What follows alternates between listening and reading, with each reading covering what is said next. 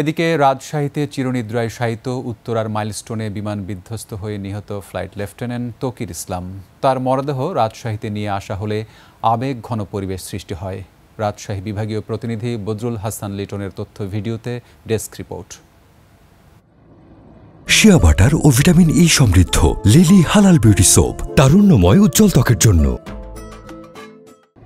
বিকেল ৩টার দিকে বিমান বাহিনীর একটি হেলিকপ্টারে করে তৌকিরের মরদেহ রাজশাহীতে নিয়ে আসা হয়। উপশহরে বাড়ির পাশে রাজশাহী সেনানিবাসে অবতরণ করে হেলিকপ্টার।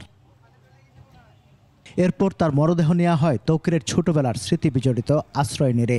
সেখান থেকে নেওয়া হয় রাজশাহী মুক্তিযুদ্ধ স্মৃতি স্টেডিয়ামে। সেখানে জানা যায় পরিবারের সদস্য, আত্মীয় স্বজন, বন্ধুবান্ধব, প্রশাসনের কর্মকর্তা, বিভিন্ন রাজনৈতিক দলের নেতাসহ সর্বস্তরের মানুষ অংশ নেন।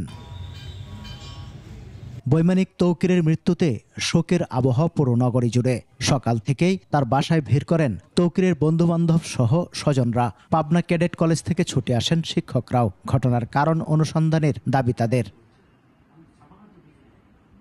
তৌকির ছিলেন মেধাবী ও মিষ্টভাষী। চাইলেই নিজের জীবন রক্ষা করতে পারতেন সাহসী বৈমানিক, কিন্তু তার লক্ষ্য ছিল ফাঁকা স্থানে ল্যান্ডিং, ক্ষয়ক্ষতি কমিয়ে আনার। সময় তার সঙ্গ দেয়নি।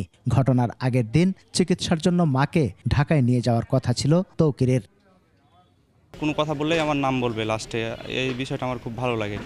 তো গত পরশুদিন উনি আমাকে দুপুরে মেসেজ দিয়েছিল যে আলী হাসান, গাড়িটা নিয়ে আসো ঢাকায়, ওনার আম্মু একটু অসুস্থ, ওনাকে নিয়ে ওই সিএমএইচে ওখানে চিকিৎসা করানোর জন্য বলছিল যে মা তুমি আসো, আমি 4 দিনের ছুটি নিয়ে নিব, তুমি আসলে আমি 4 দিনের ছুটি নিব, দিয়ে তোমাকে চিকিৎসা করাবো। সপুরা কবরস্থানে তাকে সমাহিত করা হয়। সমর ইসলাম, ডেস্ক রিপোর্ট, 21 টেলিভিশন।